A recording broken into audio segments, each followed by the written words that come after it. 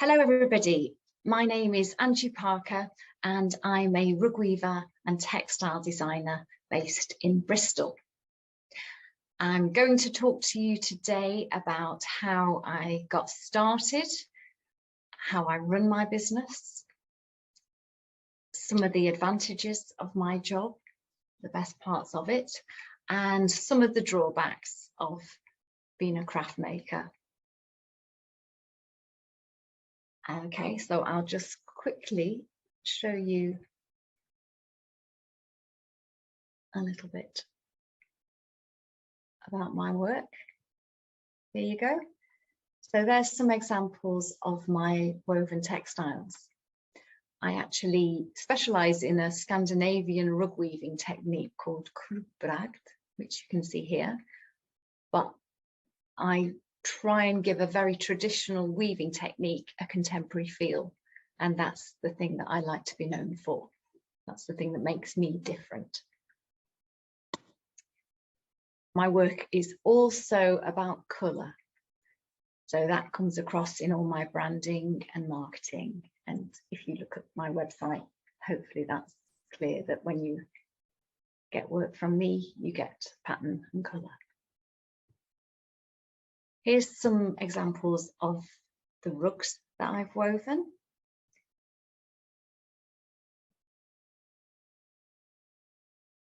And I'll just pause there for a minute and talk to you about how I got started before we come back to how I'm running the business. So I loved art when I was at school, and my art teacher was really encouraging and supportive. I did A-levels after my GCSEs, and again I did art and knew that I was most happy in the art room. I then did an art foundation course at a local college, so I didn't leave home at this stage and kept my overheads low by living with my family. The art foundation course gave me an opportunity to try lots of different disciplines in the art and craft world. So I kept my options open for as long as I could, but I was still happiest when I was working with textiles. So then I applied to art colleges and universities, and during the interview process it became clear that well, it was for a textiles course, it became clear that I would be suited to a constructed textile course. And I got onto a course at Cumbria College of Art. This is a long time ago, and things have changed. But I got onto a craft design course where there was a focus of business in the course as well. During that course, I specialised in rug weaving, which is quite niche, but I did get a really good training in how to weave a rug properly by a very special tutor. When I finished college, I exhibited at a show called New Designers in London and was awarded a prize for floor covering designer of the year. So I had that endorsement from industry that I had the right attributes to go further with this. What I didn't have at that age were the life skills and enough business knowledge to set up a business, even though there were opportunities if I had have been ready. So for me, it was more appropriate to, well, I did plan to set up a business and took a part-time job, which became my main job for a number of years. So I had a separate career. This enabled me to do things which aren't necessarily relevant today. I worked for long enough that I was able to get a mortgage to buy a house, which I realised isn't the easiest thing to do now. So this is all 25 years ago. But I always intended that I would go back to my rug weaving. It wasn't easy for me to do it for a few times in my life, but I kept hold of that idea. And I'm telling you that because if there's something that you really like to do, if you keep at it, you can get there.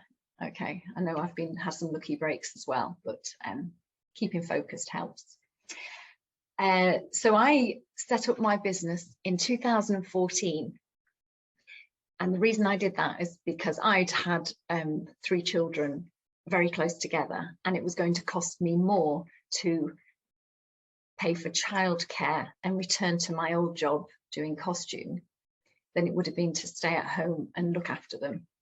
So I was going to, no matter what I earned, I was going to have to find more money to pay for the childcare. So this was my opportunity to pursue my original dream. Okay, so that's how we got there. So that's 2014.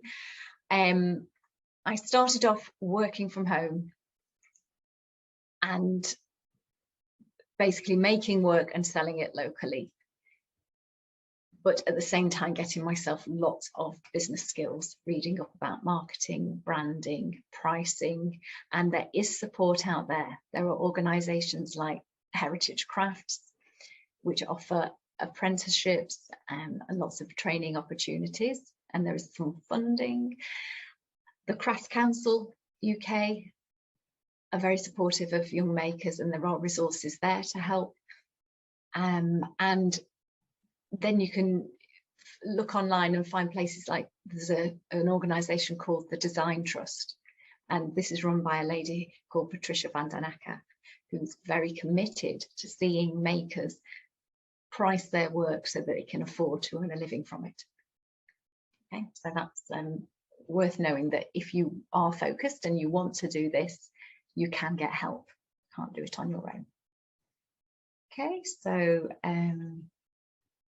so there are 3 income streams in my business. I'm just going to go back to my slideshow again.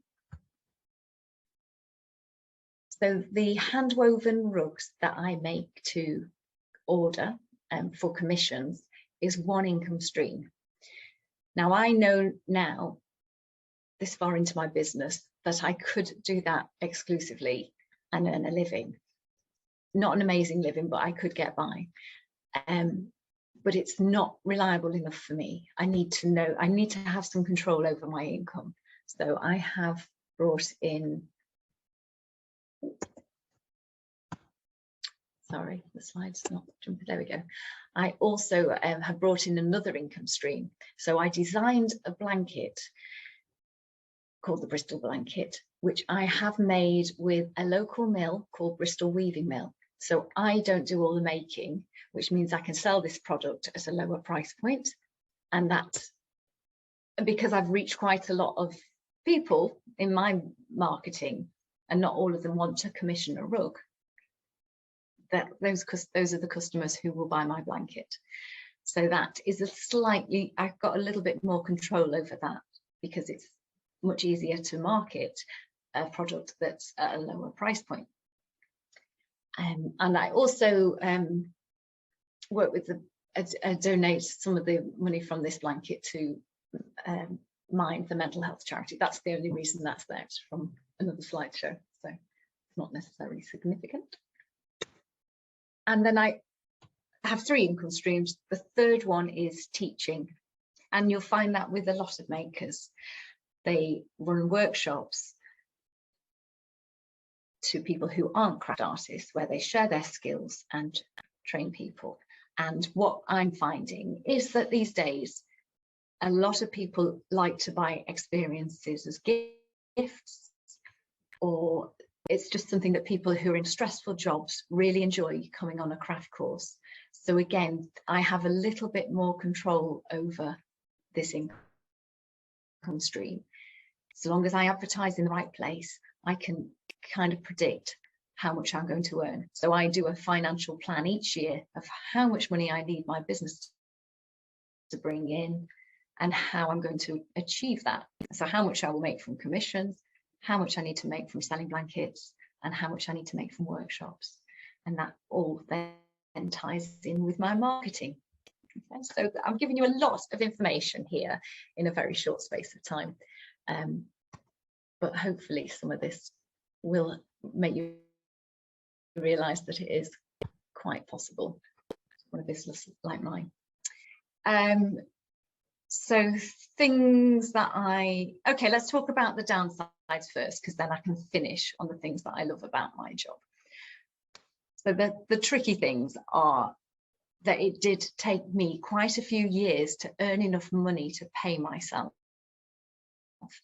Because in the early days, every time I sold something, I needed to invest that profit back into the business to pay for doing shows where I was going to meet my customers, to pay for materials, to pay rent on my studio. Very early on, I moved out of my home because it's just for a healthy balance of having a place of work to go to. So all my earnings went back into the business. I could do this because we had gone down to living on my partner's salary. We didn't live very luxuriously, but we could get by. Not everybody has that option. So what you'd have to do to enable that is to allow a longer period of time to grow your business. It's called a portfolio career, where you have a part-time job or a full-time job, and you start to grow your business on the side. Okay, so it's a lot of work, a lot of commitment. You have to sacrifice some things for the long game, but if it's what you want, that's how you do it. So that was the first drawback. It was not earning money. For a good 3 years, I rarely paid myself. I did a bit, but you know, not a regular wages, not that I could have afforded to sustain my family on my wages. So you have to just be prepared for that and come up with an alternative by having a part-time job or two. The hours in my business are long. I've learned to work more efficiently, but that takes practice. And in the early days, you really do have to put the hours in. But there is a lot of support for finding that balance and looking after yourself and not burning out. So I've managed to avoid those things. And you know, you recognize when you get to the point where you realize that having a break gives you more energy. So it's you factor that into your planning. But we'll come on to the positives of that in a minute. So you do need a lot of resilience. You do need to look after yourself, physically and mentally. It's a lot in the early days. It's a lot of hard work, and you don't necessarily see the rewards quickly. Yes, you're doing what you enjoy, but it's tough. A lot of the time, I found I was working on my own, and I was okay with that. More to do with the age I was at. I was fine with that. In my 20s, I was working as part of a team, so I had that camaraderie. So be mindful that that might be something that you want to find in other resources. And what you can do is then pair up with other makers, get into little network groups with local makers, just so you've got that peer support around you. It's really important, especially if you've had a bad day. And then it's somebody who really understands when you get a breakthrough and can celebrate with you, and just you can just egg each other along. So those are some of the disadvantages of my job. Mainly hard work and lack of money. Can't dress it up any other way. However, the advantages. I do a job I love. Every time that I go to my loom and I'm weaving, I'm doing the thing that I'm best at, and I really enjoy it. And to be able to say that about your job is very special.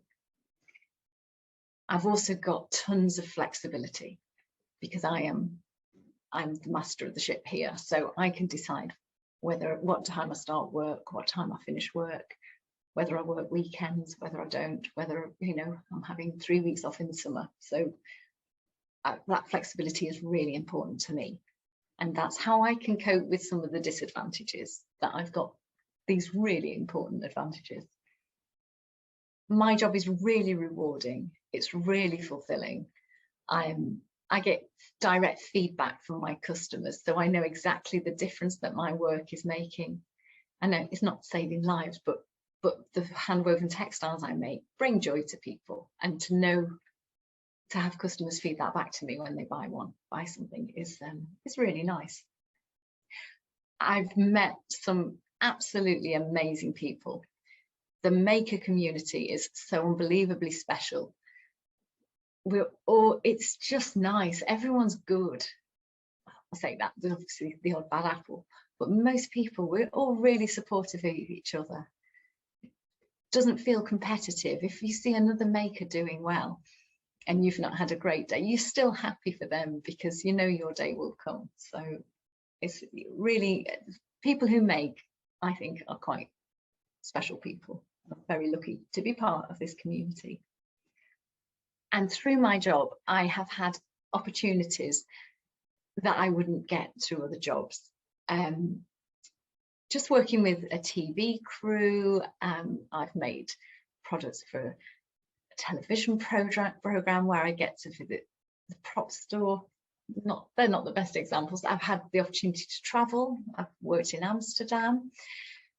I've just this weekend ran a workshop at an amazing place called Clay Hill Arts in Somerset, which was so beautiful. If I was the teacher, I was working, but I feel like I've had a retreat.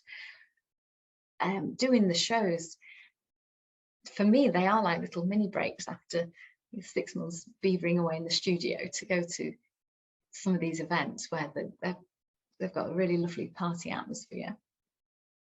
There'll be other advantages which I haven't thought of, but that's enough. So the key points to take away are, you have to be driven, you have to have a focus and a goal, and you have to push yourself. So at the start, ask yourself, you know, is that what you do? And there's resources online where you can find out, you know, questions to ask yourself at the start of setting up a business. Just check that, and you will keep learning. Every year I get a chance to evaluate and look at what I've learned in this 12 months, and I don't want that ever to stop. I think that's going to go on throughout my career. There are people who are willing to help you if you persevere and if you ask the right questions and put yourself in front of the right people.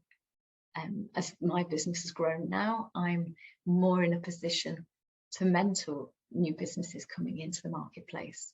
And just, I think it's really important to have your own journey. And I learned so much by making mistakes. And sometimes those mistakes were costly. But given it my time again, I think I wouldn't like to have not made those mistakes because I learned so much more from them. Just obviously careful never to risk more than you can afford. Or for me anyway, I'm a safety girl. I've talked about the partners that can help you. So don't do it alone. Get yourself into a group of people at the same stage as you for support. Talk about your business all the time to all sorts of people, because it'll be interesting to those people may become your customers, or just may shine a light on another road that could be good for you to follow. But at the same time, be clear about your goals as well. Don't dart off in too many different directions, because that does slow things down. And just, yeah, keep turning up. That's basically the main thing. Keep going. It does get there in the end. I think, yeah, that's all I'd like to say. Good luck.